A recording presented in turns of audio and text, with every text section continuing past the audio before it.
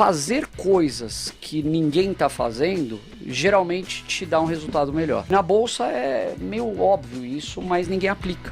Como a gente foca muito em meta, em quantidade de ações, o cálculo é muito simples. Vamos supor que você queira ganhar R$2.000 por mês, em média, em dividendos. Então, por exemplo, eu tenho ações na minha carteira que eu tenho um yield on cost de 30%. Me diga um produto que me dê 30% ao ano. Livre de imposto. Comentaram sobre esse momento de entrar na renda fixa que agora está ficando um pouquinho para trás. Qual que é a justificativa para que não aceite um dividend yield às vezes menor nesse ano, mas opte por entrar na bolsa e não surfar uma oportunidade de pegar ali um retorno de 14%, 15%, como estava já pré-definido? Uma coisa que a gente gosta de falar é que a gente tenta converter CPFs em investidores, né? Porque 5 milhões de CPFs, 4 milhões, não significa 5 milhões de investidores. Eu acho que foi até o Stuberger que cunhou aquele termo das viúvas do CDI, né? Você tem muita gente que está na bolsa não porque quer estar lá, não porque quer ser um investidor, não porque conhece as empresas, estava, vamos dizer, num outro momento principalmente, mas porque se viu obrigada a ir para lá. E esse é um movimento que a gente começa a ver, o cara ele não quer estar lá, ele está vendo que está todo mundo indo, a renda fixa vai minguar os rendimentos dele e ele tem que encontrar um outro lugar. Isso talvez não seja a motivação mais certa. É um cara que tende a morrer no meio do caminho. E como pegar esse cara e transformar num cara de sucesso? Porque se ele está indo com a manada, em teoria ele está indo pelo motivo errado.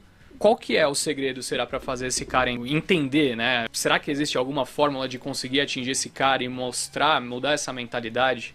Eu poderia dar a resposta mais bonitinha, mas eu acho que a real é a mais verdadeira. Porque a questão é, a maioria não vai aprender. Vamos falar a verdade. Então, por mais que a gente tente, a pessoa vai se animar nos momentos de euforia e vai se desesperar nos momentos de pânico. E a gente tenta educar de alguma forma, e principalmente acho que dando exemplo, né? A gente tenta muito, uma coisa que a gente gosta de passar é o que a gente está fazendo nesse momento, qual que é a nossa visão, não sei o quê. Porque se você for deixar, e eu acho que a pessoa física tende a ser muito influenciável pelo comportamento dos outros e pela manchete dos jornais. Sim. Então já começa a se criar uma euforia e o tal do FOMO, o Fear of Missing Out, que vai fazer com que a pessoa queira entrar a qualquer custo, a qualquer preço, em qualquer papel, e não é assim, exige gastar um pouco de sola de sapato, entender. Então, uma coisa que a gente sempre faz, por exemplo, visitar a empresa, e a gente mostra isso. Estamos lá, suando no calor de 40 graus, no chão de fábrica, conversando,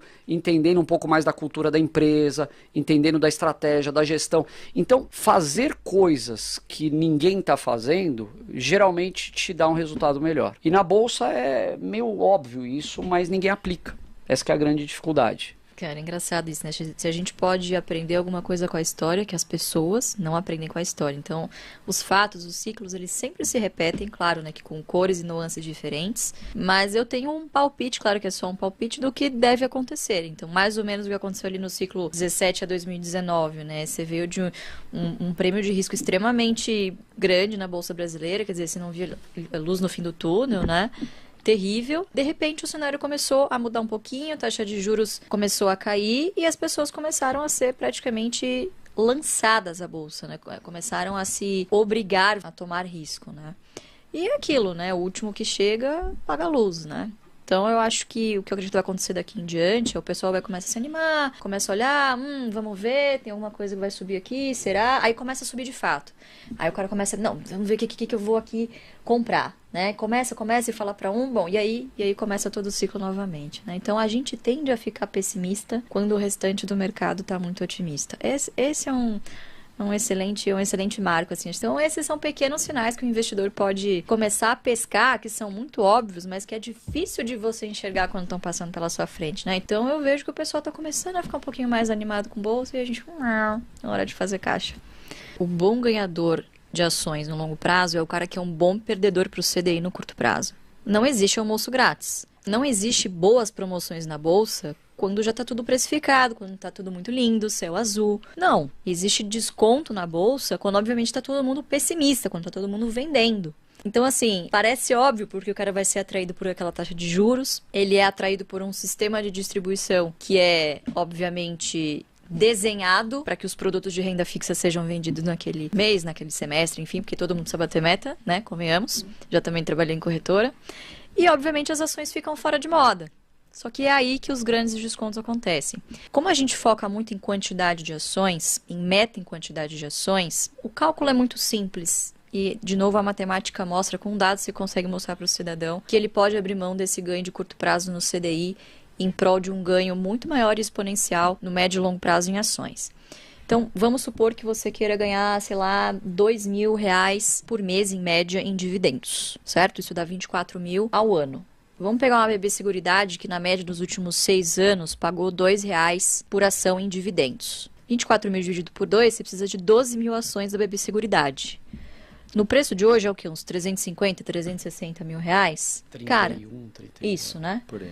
Lu, não tenho 360 mil reais. Mas, cara, a BB Seguridade bateu R$20 ano passado. Um desconto bastante grande em relação a esses 360 mil que você pagaria hoje. Então, quando o cidadão faz essa conta, ele torce para cair, porque ele entende que ele está comprando um yield futuro barato hoje. Outra boa métrica para você olhar para isso é o yield on cost. O yield on cost é a sua rentabilidade em dividendos baseado no seu preço médio. Conforme você vai aumentando a sua quantidade de ações, né, obviamente que você não pode também se ater muito ao preço médio, senão você vai ficar ali com aquele preço enraizado em você e nunca mais você compra se a ação subir de preço, né? Mas enfim, é uma excelente métrica para você não vender as suas ações e você se confortar que o negócio está dando certo.